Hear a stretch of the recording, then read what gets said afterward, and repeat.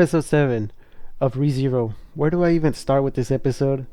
The beginning of the episode was mostly just set up. The characters are talking, planning, and trying to figure out what to do next while they wait for everybody to recover and prepare. It's definitely more of a slow first half, but things really start to pick up once Anastasia wakes up. That's when Subaru goes looking for her, but honestly, the whole scene felt like something straight out of Dark Souls. Subaru finds the hidden wall, the secret passage, only for it to lead outside the balcony. The atmosphere during this scene was really strange, especially with all the birds surrounding Anastasia.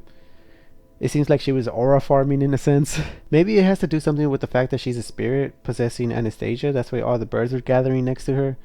Unless it was just an aesthetic. But regardless, it honestly stood out, the fact that all the birds were gathering near her, and these birds are obviously important. They seem to not be affected with the miasma and the magic surrounding the tower. After that, Subaru and Anastasia have a pretty important conversation. There's clearly tension between them because they don't really fully trust each other. They're both hiding things from one another, and you can tell that they both don't really know each other at all.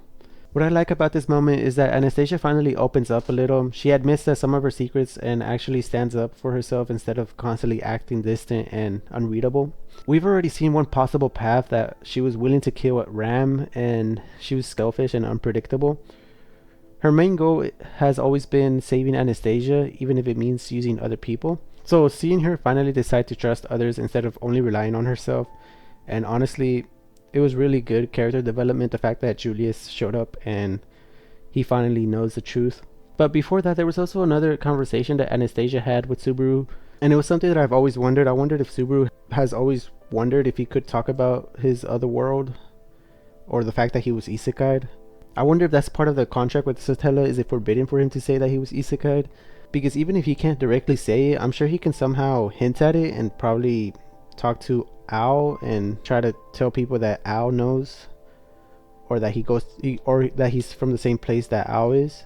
I don't know, I just feel like Ao can probably explain things in Subaru's place. One small thing that I found strange about Julius is that his sword was repaired for some reason in this moment. I'm not sure if in the tower where he was at it somehow can repair equipment, which it wasn't ever explained if it does. But it just caught my attention. It was kind of funny, the fact that his sword was repaired. After this conversation was over, it does seem like Subaru and Julia's relationship got damaged even more. It's funny how Julius relies more on Subaru now than ever. The fact that he used to look down upon him, but now he's the one looking down upon himself. It's just really ironic how the table has turned.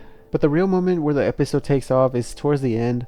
We do see Subaru discover another entrance, but I honestly think this entrance was the library. So I wonder if he was looking for some clues, or he ended up finding a specific book that he shouldn't have. It could have been Reed's book, or maybe his own book. I'm not sure if his own book is in here.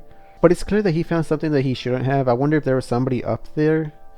But I honestly think that he went to the library. It has to do something with the books. And in the final scene, we see Subaru suddenly wake up very confused. He doesn't recognize who he is or where he's at. And honestly, I feel like we're back to square one. Or I guess I should say square zero. The little eye glare that we got, it seems like Subaru has reverted back to his old personality where he was very childish. I honestly never hated Subaru whenever he first got isekai'd. I thought his behavior was very realistic, because that's how many people would probably react if they were ever in this situation. But now it's different because everybody depends on him in this very moment. So it will be very interesting to see how the other characters interact with Subaru now. I do have a slight worry about the next episodes that are yet to come, because Subaru's mentality, now that it has reset, it could be a bit cringy seeing what specifically he does next. But at the same time, I find it very interesting because I thought Subaru was immune to any memory manipulation. But I guess at the same time, he clearly isn't immune to any memory wipe, because we've also seen that Shala remembers him, but he doesn't remember her. So there's a weird connection going on here. Now the biggest question is, what caused this?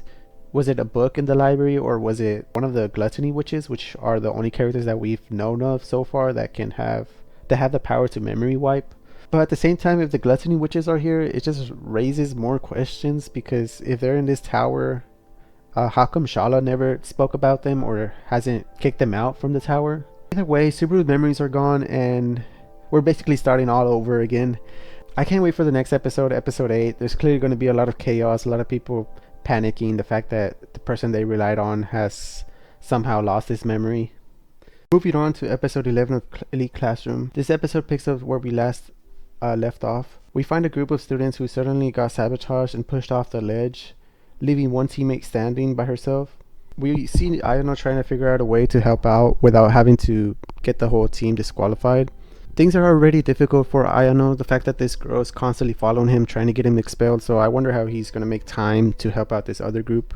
Everything keeps getting more complicated for him, but knowing Ayano, I'm sure he can probably figure out a plan. One thing that I found kind of funny is the fact that he went straight to the teacher looking for information, which later on in the episode we do see the teacher actually give him some answers to the questions he asked. We also get a scene with Ryuin, which I'm really happy about that he's still around. He's one of my favorite characters. However, the conversation was clearly hidden away from us. We don't really know what exactly Ayano's actual plan is. I wonder if he's trying to target the group that sabotaged one of his teams, or if he's trying to figure out a way to secure points in order to save somebody, because he knows that somebody's probably going to get kicked out or expelled. Later on, we actually see him meet up with Ichinose's group, which Ichinose wasn't around, but we do see that one girl that he was trying to talk to and make a plan. It does seem like everything is going his way. She was willing to help him out if he's willing to help out her, which I wonder what exactly she will use basically this free card that she has now that she can use Ayano in order to help her out later on. That alone tells me that his plan must be very big, because he's clearly gathering so many different people in order to achieve this plan that he has going on. After that, we finally see a confrontation between Ayano and Nanase. We see him that he straight up talks to her, that he clearly knows that she's trying to get him expelled, but despite that he still has sympathy for her. It seems like he recognized that she's desperate and her motives go beyond hating him. It's not the fact that she hates him, but it's the fact that she needs the points. Honestly, I do feel slightly bad for her, but at the same time, this is Ayano who we're talking about. There's no way that he didn't know the fact that she was trying to get him expelled. We also get a few funny moments with Koenji challenging Ayano. And honestly, I still feel like Koenji could have won even if Ayano decided to let him win. Like, yes, of course, Ayano is the main character, but I don't think he's like the most powerful or the strongest character in the series. I do feel like Koenji could have beat him physically. And finally, towards the end of the episode, we do see these two characters that we've seen. I forgot their names, but it seems like they've been planning something, or they actually end up getting some answers about Ayano. It's still hard to tell what these characters are actually going to do. I'm not sure if they're trying to help out Ayano in order to get a favor from him, or if they're trying to get him expelled, trying to work against him. Overall, this episode still felt like a setup. It feels like it's slightly revealing Ayano's plan and what exactly he has hidden behind his sleeve.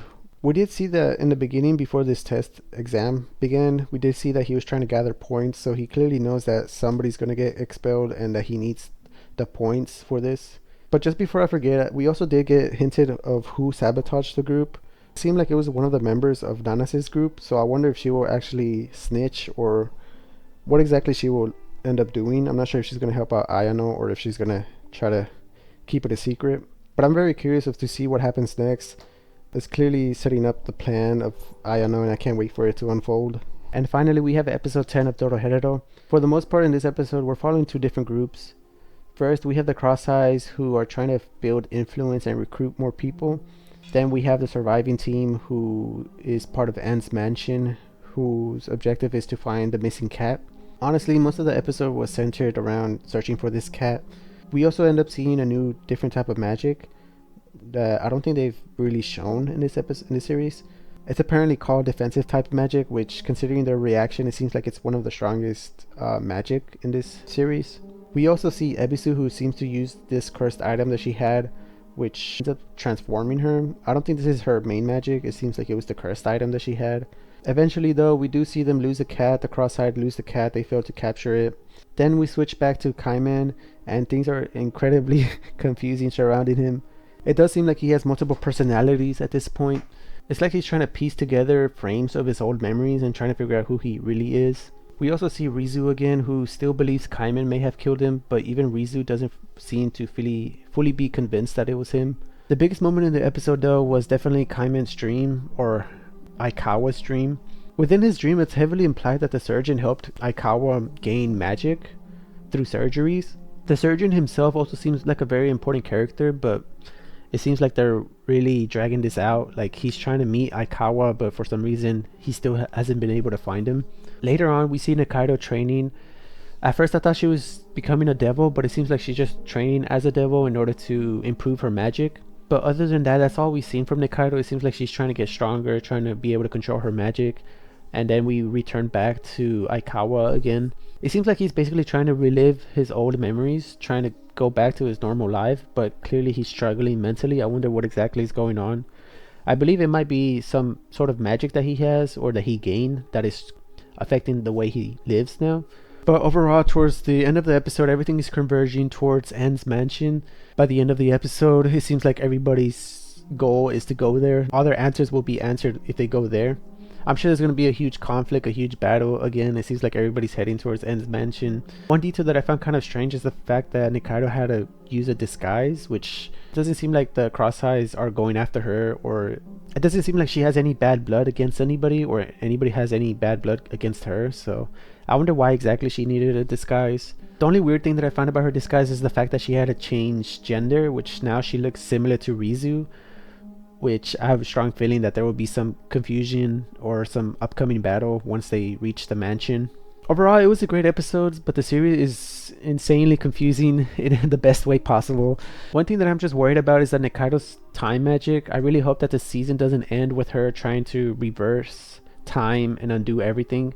I just feel like that would be a cop-out for me when it comes to the story. I'm hoping that they put some strict limitations on it. Hopefully she's not able to actually do it, or if she does do it, it doesn't really affect the story. Or there's a way they can make the story even better if she does eventually use her magic. Oh, before I forget, we also talk about, it's kind of funny because there's this invisible character and everybody seems to forget him, and I almost forgot about him too, but that guy seems like very important. Towards the end of the outro, we actually see him kind of like walk out. It seems like a Saw episode.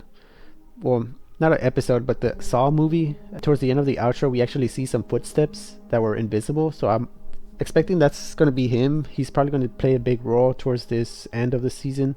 It does seem like this season is building up towards a massive final between all the characters that are going to gather up. I just really hope that Dorohedoro gets a third season because I've been loving it so much and I've missed this series so much.